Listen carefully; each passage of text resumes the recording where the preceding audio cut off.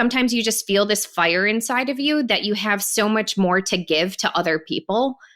And being in an environment that doesn't appreciate you or your experiences or what you can bring to the table really starts making a person focus on other things.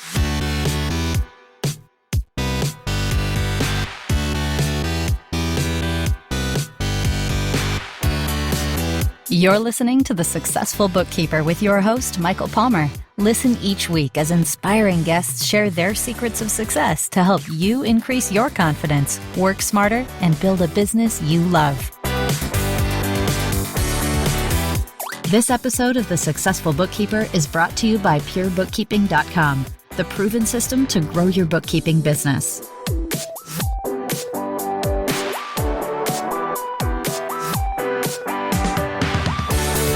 Welcome back to the Successful Bookkeeper Podcast. I am your host, Michael Palmer, and today's show is going to be a good one. Our guest spent 14 years in the military, first as a U.S. Marine and later as an Army intelligence officer and a UH-60 Black Hawk, a helicopter pilot.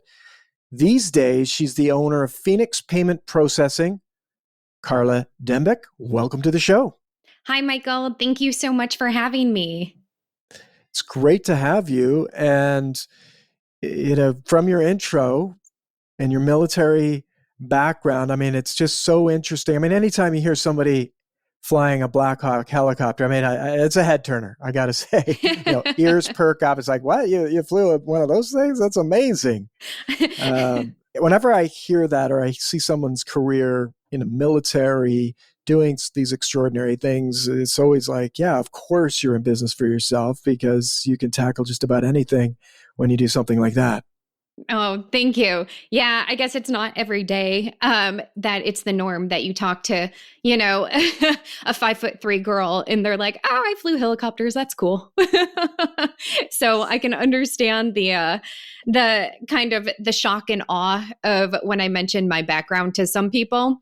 But, finding my own business and taking all of those skills over to my own company has really, really helped in helping others as well. Yeah, I can imagine. Well, let's jump back. Let's jump in the time machine. Tell us about your career journey leading up to this point. I'd love to know how you found yourself in the military. Let's go from there. Okay. So from a very young age, I knew that the military was going to be my initial purpose. I just loved everything about it. And I was in Civil Air Patrol, which is like a junior ROTC program. And I was in that from 12 years old on until I graduated high school. And I graduated early at 17, and then I went straight off to the Marine Corps. And I just absolutely loved it. I loved my time in the military, and I really loved that I had a purpose that was greater than myself. And then I got out of the Marines and decided, well, I'm going to go to college. I'm going to try this out. And the GI Bill paid for my college. And I ended up really missing the military. And the biggest thing that I missed the most was having a purpose greater than myself and the camaraderie. And honestly, getting to do some really cool stuff. Let's be honest. I got to do some really cool stuff at a very young age. I can only imagine. So you loved it. You got into it. The purpose, the higher purpose was valuable to you. And then you went back after your university. I did. Yep. I just felt like there was more to do, and I wanted to go back and do that. And at the time, I wanted to be an intelligence officer. It was during the era that all the, Mission Impossibles and Jason Bourne movies were coming out. And I was like, oh, I want to go do that. That looks cool. So we had a family friend in the Pentagon at the time who kind of gave me a roadmap. I talked with him and I said, listen, this is what I want to do. How do I do it? Because I didn't know. It's kind of like a business, right? It's like, I want to do this, but I don't really know how to do it. So you talk to people who've been there before and that can help you along the way. So he gave me a roadmap, and I wanted to go back into the Marines as an officer. But it was kind of a roll of the dice on what my job would be. And I wasn't okay with that. I knew what I wanted and I just wanted to go do it. So I went to the Army and they basically handed me everything I wanted on a silver platter and said, yeah, you want to be an intelligence officer? Cool. Here you go. And I was like, okay. So I went and I did that for about almost 8-9 years that I was an intelligence officer. And then on my deployment to Iraq, I kind of got burnt out on kind of like hunting all the bad guys. And I wanted to do something to help people in a different way. And so I thought it would be a great idea to, go fly a helicopter because that's not a lot of work. Yeah, no doubt. Definitely helping people get from one A to B and a lot in between, I'm sure. Yeah. Yeah. Wow. So then I went and I did that, put in my packet, and I had a lot of friends help me along the way who were helicopter pilots.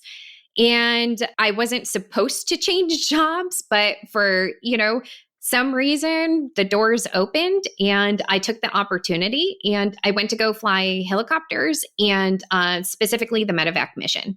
So I was helping, wounded people, and I had another purpose serving greater than myself. And that was very fulfilling. Wow. So you went, so as an Army intelligence officer, is that you're collecting information? Were you one of those people that was like undercover in these countries, or like, I'm just curious. I mean, it's I've read some books and like right. I'm curious, just curious about what was it, what role did you play when you were an Army intelligence officer? Are you trying to figure out if I was a spy? I am. Yeah. let's call a spade a spade. Yeah, it's like I recently read, I love Ken Follett books, and he recently wrote a book where he's always really interesting books because you hear about the different or you're always reading from the different perspectives of each party involved, and it streams, and there's all these multiple connections and it streams across. But in this his most recent book, there was intelligence officers, and the very thing, you're trying to find the bad players and put a stop to it. And so I was just, because I've just read that book, I was really curious, but I'm kind of off topic here a little bit. Yeah, nope, I get it. I think there's multiple ways to collect intelligence. And one of my biggest focuses was actually electronic warfare and airborne electronic attack. So, yeah. So I got to do some really cool things with communications and signals and stuff. And, but it's always multifaceted, right? It's you doing all of this, but at the same time, you got to talk to a lot of people and you got to figure out a lot of stuff. So, there's just different ways to go about collecting that information. It's that time of year again, and after a great showing in 2021, the Successful Bookkeeper Summit returns even bigger and better. It's a 2-day virtual conference that features incredible speakers from the bookkeeping, accounting, and business worlds, such as value pricing expert Ron Baker and Joe Woodard of the Woodard Group. And that's just to name a few. The theme of this year's event is Make It Grow. And there's no doubt the content you'll consume will help you achieve more success than you ever thought possible. It all begins on November 9th, 2022. To secure your free spot, visit thesuccessfulbookkeeper.com/summit. And again, that's thesuccessfulbookkeeper.com/summit. Register today, and I'll see you at the summit. And now, let's get back to our interview.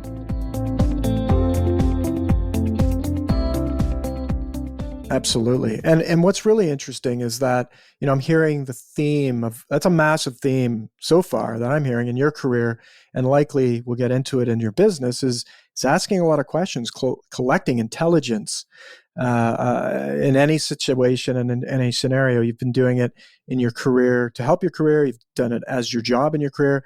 And then, through the multiple transitions into flying a helicopter at the, sounds like the end of your career in the military. Yeah. But like that next question is like when you switch to being a helicopter pilot, there's a lot to learn there, I would There imagine. is. There's a ton. It's not just about flying.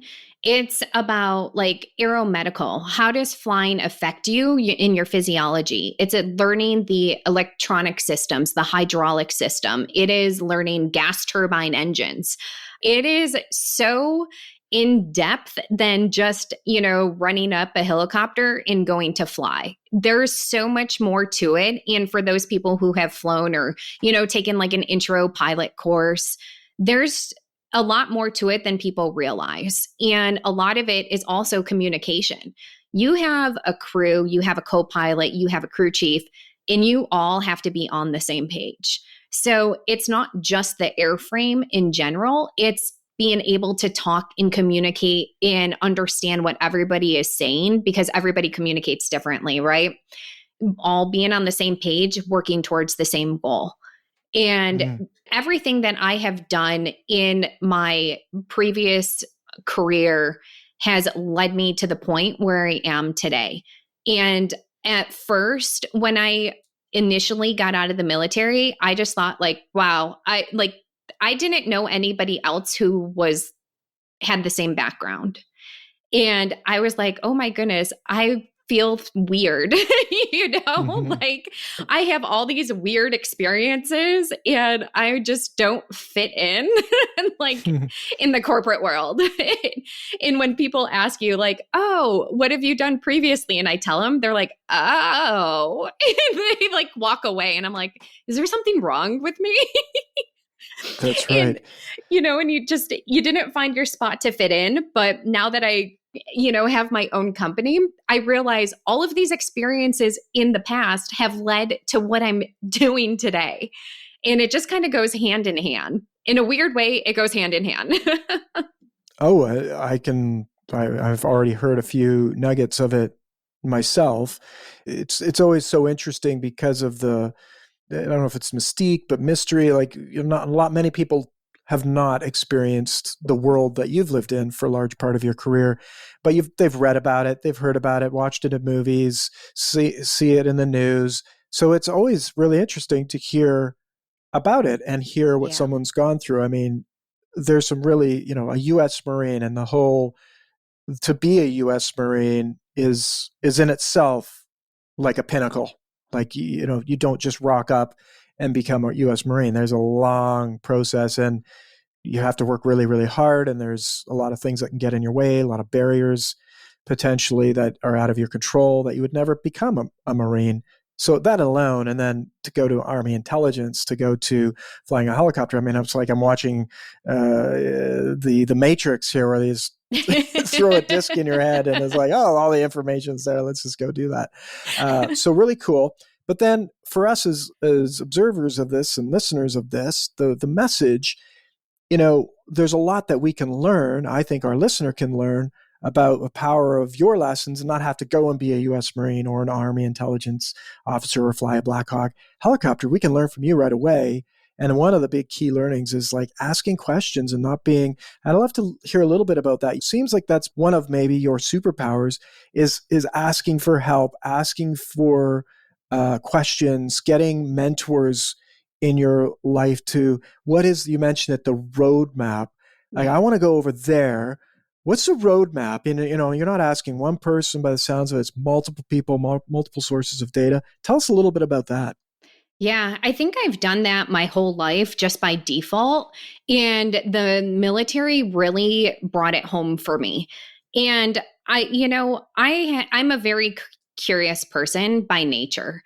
And if I want to do something or I have an interest, I talk to everybody about it. Like people who have gone there and done it before. And I just ask questions. I just don't care. I think I'm just like, how did you do that? Like, what did you do to get there? And I don't just ask one person. I find a bunch of people and I just take in all that knowledge. And I said, well, how were you able to do this? And if I wanted to do that, what would it look like?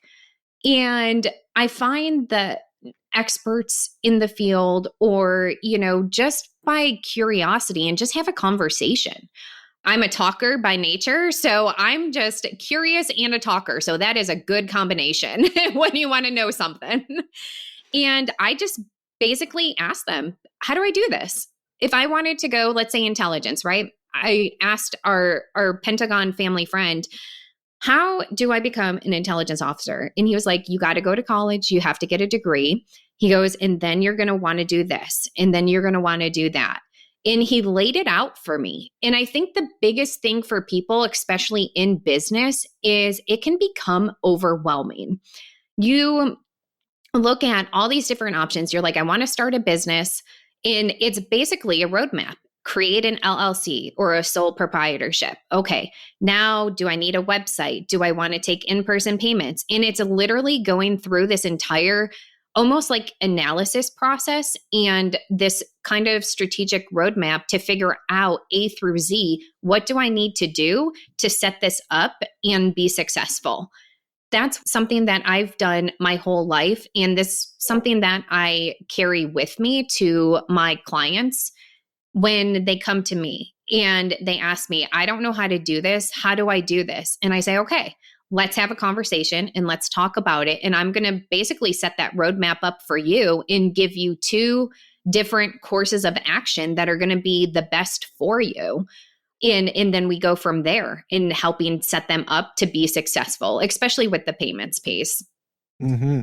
Well, let's get into that. Let's, we kind of got to your flying helicopters and the medevac, which in itself is probably a couple episodes of like crazy stories that I'm sure you could tell, and seeing some unbelievable things likely. And then you're now changing gears. You came back, you felt really out of sorts, if you will, like you've had your experiences are like night and day different than everybody else. And now all of a sudden you're in this Phoenix payment process. How did that happen? Great question, right? I go from 100 miles an hour to creating my own business, but it didn't happen overnight. So I actually had my son, and he's 7 now. And that led me to get out of the military, and I went into the private sector, so corporate America. And I went immediately into some Fortune 100 companies working for the banking industry and working for the top digital payments companies that are out there. And the past 8 years or so, I've worked in this industry, learning everything that I can about the cybersecurity side of the house, how digital payments run, and how the banking industry uses that, et cetera. And I figured out that there's a better way to do things and help small to medium-sized business owners save more money. And there's this education gap that is happening kind of in the ecosystem. What's happening is everybody thinks that like 2.9% is the norm. And nobody's talking about that you don't have to pay that there are options for business owners. And for me, it was kind of a multi-purpose thing. I finally found a passion and a purpose outside of the military that was helping and serving others just in a very different way than what I was used to. And for me, that is huge. That is bigger than myself, and I can see and help other people succeed. And that's why I created my company, is to do exactly that. Help people start their own businesses, figure out the payments piece, start saving them a ton of money, and basically set them up for success. And not just setting them up, but helping support them every step of the way through this process.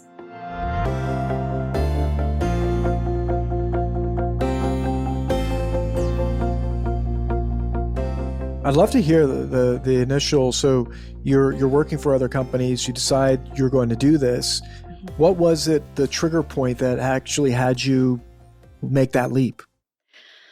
I don't think it was just one thing. I think it was a lot of different things. And it was just basically, and I'm just going to be real honest here. I was tired of working for other people. When there's a better way to do something. And I knew there was more in me, to be honest, and I think everybody can relate to this, that they've either had a boss or a manager who just downplays their experience or the knowledge that they have to whatever reason. And for me, it's, sometimes you just feel this fire inside of you that you have so much more to give to other people. And being in an environment that doesn't appreciate you or your experiences or what you can bring to the table really starts making a person focus on other things. And at the end of the day, it's not about me. I have to have that purpose. I have to help other people. I don't know what it is. It's just something that's inside of me that I'm so driven to help other people succeed. And I said, you know what? I'm just going to take a chance on myself. And I'm going to do this. And this is how I can do it. I'm not flying the medevac mission anymore. I'm not an intelligence officer anymore. But everything that I've learned, I can put into my own company. I have the same drive, the same ambition, and I'm helping other people. And when you see other people learn like how much they can save, or just simply having someone help them and support them in a positive manner, that their eyes light up. And to me, that is the greatest like satisfaction in the entire world, is knowing that you helped people and they're going to pay it forward because somebody was kind enough to them to continue helping them in an area of their business that not many people look at. Going from the flying medevac to, all of these big milestones in your career, to starting a business, how would you relate it to those experiences? Was starting the business a walk in the park? Did you find it was challenging? And then, how did your past experiences, what were some key things that helped you navigate through starting your own business? Yeah. So no, it wasn't a walk in a park. I think it would be great. Based on where you've been and gone, I'm like, this is going to be a walk in the park for you, but I'd love to hear that story. Everything That's my misperception, right? Right. I don't think it's a misperception. I think it is, everything looks so shiny on the surface and easy, but I think everybody can relate that in the background, dig a little deeper under the surface and it is blood, sweat, and tears, right? Nothing comes easy. And there are days, and I'm a completely transparent person. So there's days that I do cry trying to set this up, or I'm just like, oh my goodness, how do I do this? And I got to figure it out. And it's just that grit and determination to make things succeed. And I wish things were a walk in a park, but I mean, how many days do we get where it's just very easy setting up stuff? I mean, it's a lot of determination. And, to be honest, it was just figuring it out. So I asked other people. My parents are business owners. I asked them, what did you do and how did you do it? I have mentors who work in this space who created their own company. And I just asked, how did you set this up? How were you able to do this? And how can I do the same thing? So it kind of goes full circle, right? That I wanted to do something. I kind of had an idea how to do it, but then I asked a ton of people questions and figured it out. And I created my own roadmap on how to build my own business. And it almost goes back to everything that I learned in the military, is kind of that, I want to say, the intelligence cycle, right? I'm analyzing all of the data. I'm figuring it all out. I'm looking at it, collecting information, and then I come to a conclusion on how to move forward. And I give myself a couple different courses of action on how to do that. And it's a lot of hard work. I think every business owner can relate to how much work it is creating and setting up a business. And at the beginning, sometimes it's kind of clunky, right? And you're just like, just kind of stumbling through it like a baby giraffe, just, just stumbling through it, trying to figure out how to walk. And then you kind of get into a process of things. And then it starts getting easier. And then you start seeing what works, what doesn't work. You start adding things, taking things away until you find out your flow in your rhythm. And then it's streamlined from there. And then you can really start to grow and scale it. Wow. I love hearing that. And I'm sure our listener finds the commonality in that and growing their own businesses. Some days it brings you to tears. Was there one thing that stands out for you that you feel was like a breakthrough in your business along that journey? So one thing that would be a breakthrough, I think my kind of aha moment was seeing how much I can help people. And saving people a ton of money that, hey, you don't have to close your doors right now. You don't have to raise your prices. Being able to, and I'll just give you an example of a client who bringing in $100,000 a month, right? And they were using kind of the top 3 that most companies and businesses start with for a payment processor because it's easy. And I won't mention them here, but basically the 2.9% that they were paying equated to about $3,000 a month on $100,000. That's $36,000 a year. So, a lot of dough. Yeah, that's a lot of money. That's somebody's salary. So we were able to completely eliminate that, putting $36,000 back in their pocket. And yeah, and to see the excitement and just the gratitude on my client's face that we were able to save them that money. And then that's just 1 year, added up over 5 years. And it's just like, it will blow your mind how much that we can do just by looking at a simple kind of piece of your business that doesn't really get a ton of attention. And so for me, that's the aha moment. That's just the satisfaction, the eyes lighting up. It's almost like Christmas. And they're just like, you can what? And I'm like, yeah, we can save you $36,000 a year. And they just like lose it. And they're so grateful. And it's just an incredible feeling and an incredible moment that just makes you want to help more people. It's mind-boggling. I mean, I've always thought that credit card processing and the rates that are charged, it's kind of like this ether of like, what's actually happening and why are we paying this? Because it just feels like burnt money. Yeah, it does. Obviously, you pay somebody in cash. In the old days, it's like that's done and dusted. But then, you think, oh yeah, it needs to go through these just different channels to get to where it needs to be. But really, 2.9%, that's a lot of money. It is. And that just cuts into your profit margin. So, I mean, in most of the payment aggregators charge that. I mean, even if you go to a larger merchant service provider, that's what they're at because nobody knows to question it. And you ask, well, can you do better? And they'll just tell you no when that's not the case, and here I am saying, you don't have to pay that. And people are like, what do you mean? I talked to, who my processor is right now. And they said that I have no choice. And I'm like, no, just no. Wow.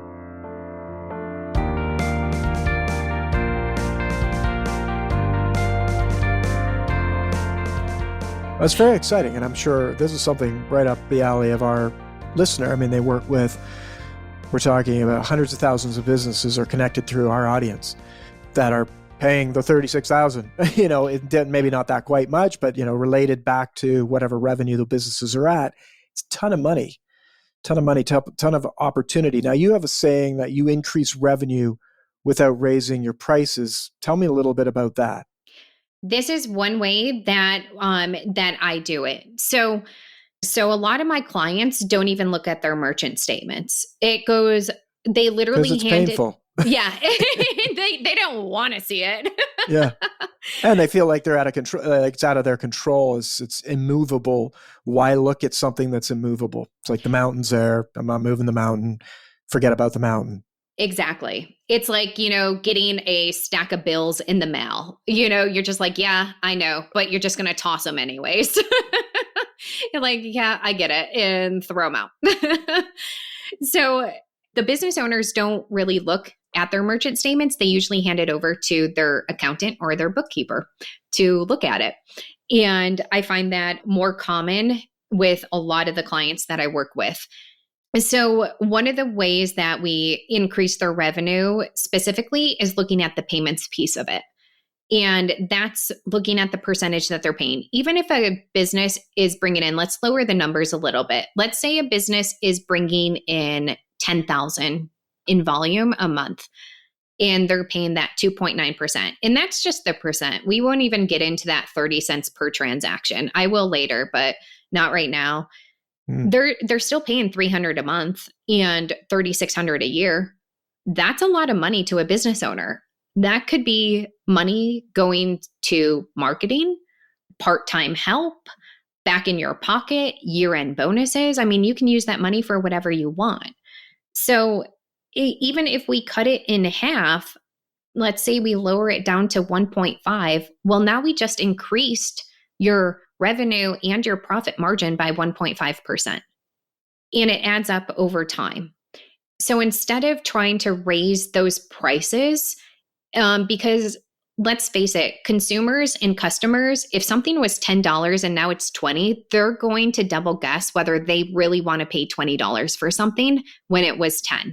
And, everybody's trying to cut back just because of inflation, and there's gas prices and grocery prices, and everything is so expensive right now. So people are looking at their budgets and, trimming the fat where they need to, and just saying, well, I guess I don't really need this right now, so I'm just going to cut back to save money. So for businesses, that's exactly what I do. We look at the payments piece of it, and I do cost savings for the business, and it's free of charge. I don't charge businesses anything to do this. And we look at the financials. I look at what they're doing, and then I show them where they could be at and how much they can save. So that's one piece of it. And the second piece of it is, let's streamline what you're doing in your business.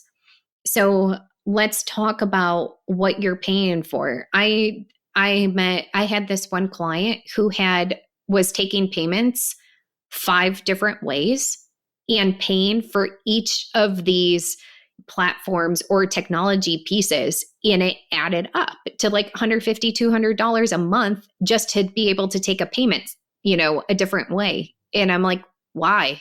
It's just throwing money away when there's technology or solutions that we can streamline your business and specifically the payments piece. And so that's what I do for a lot of business owners, is just look at it almost like a financial health assessment, if you want to call it that. I love it. I absolutely love it. And so you mentioned as well the transactional. So it's not this 2.9%, but it's also this transactional cost. Yeah. And so a lot of the time business owners think that, oh, it's only 30 cents. It's no big deal. But if you have, let's say you have like an e-commerce business and you're doing like 10,000 transactions a month, that's $3,000. Like, it adds up. It adds up. All the pennies turn into dollars very quickly. It does. Yeah. And the same for restaurants. I mean, think of a restaurant business or any kind of service industry that you have a lot of transactions every month. It's adding up. So 30 cents doesn't look like a lot, but when you do the math on it, it is. It's massive. And restaurants would be a really great example of incredible amounts of transactions that are happening because there's small dollar transaction multiple times per day. Someone buys a cup of coffee, which used to be not that much money in this day and age. It's like it's not a small transaction, but it happens a lot. Mm-hmm. And that's a big chunk of that revenue going to a transaction cost. Exactly. Yep. So I look at the math and I do the numbers. And I think your audience would appreciate that because they're numbers people, right? That's what they work in every day, all day long is the numbers. And, and they're kind of like the first line of defense, if you want to look at it that way, of looking at, the business owner's financials and saying, why are you spending so much money? Like, we could really trim the cost here. You can save this much. Absolutely. And, we've had guests on from Profit First. That's one of the key things is like subscriptions and different things that are being paid for that maybe are not even being used. It's like this analysis to look at and measure, like what gets measured gets managed. And this is just one of those other areas. But I would imagine a lot of people think of that, to use the analogy, the immovable mountain. And now all of a sudden it's like, hey, this mountain can be moved. And it's one of those things that you think about it is not, it used to feel like a very high hanging fruit because it's an immovable mountain. But if it can be moved, it's a low hanging fruit because if you're removing that cost, the impact to the business, you may even streamline your processes, which is an improvement in itself. But it's not like you're impacting, like in a restaurant scenario, it's not like you're changing the food. It's not like you have to build a new restaurant. It's like we're just getting rid of this waste that's happening in the business. So if it's possible, it's definitely worth looking at. And I'd love to hear how, if our listener was interested in learning more about it, how they would do that. Yeah. You guys can go to my website and contact me. So my website's www.phxpp.com, and my phone number is there as well. So if you have a listener that's interested, they can reach out to me and we can go from there. And the great news is most of the time we can integrate with what the business owner already has. So it's not changing out systems. We can look at integration we can, lower the cost that way. There's just there's multiple ways to solve and solution these problems. So I think that's the other message, is just give me a call. Let's take a look at, what you guys have right now and how we can help. And if I can't, then I will let you know as well, because there's some things that I, just can't do. But if there is a way, I will find a way to help everybody. Absolutely love it. This has been fantastic. Before we let you go, I'd love to know, but compared to what you're doing today and your military days, do you miss flying the helicopters and chasing after the bad players in the world? I do. I mean, I'm not going to lie. I do. There's something very satisfying about flying. And it's kind of, if you guys ride motorcycles, it's kind of the same thing. It's just this sense of freedom, or whatever that freedom is for you. And for me, it's flying. It's just being up in the air, forgetting about everything else for a little bit and just focusing on having some fun. And, the military was great, and I still spend a lot of time with my military friends, and we go flying every now and then. So it's not the same chasing after bad guys anymore or helping people, but at least there's still a sense of camaraderie in, almost like a family unit to bring back that, that fun. I love it. I absolutely love it. This has been absolutely tremendous. Some great learnings for our listener and myself. And I want to thank you for your generosity for coming on the show today. Thanks so much for having me, Michael. I really appreciate it. Beautiful. Well, it's been our pleasure completely. And with that, we wrap another episode of the Successful Bookkeeper Podcast. To learn more about today's wonderful guest and to get access to all sorts of valuable free business building resources, you can go to thesuccessfulbookkeeper.com. And before I let you go, don't forget the Successful Bookkeeper Summit is coming up. You can find that at thesuccessfulbookkeeper.com/summit. It's coming up in November 2022. Don't miss it. And with that, we'll say goodbye.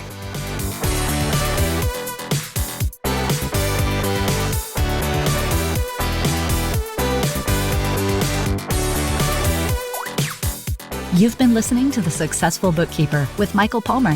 For more information and to download the resources mentioned in this episode, please visit us at thesuccessfulbookkeeper.com. Thank you for listening.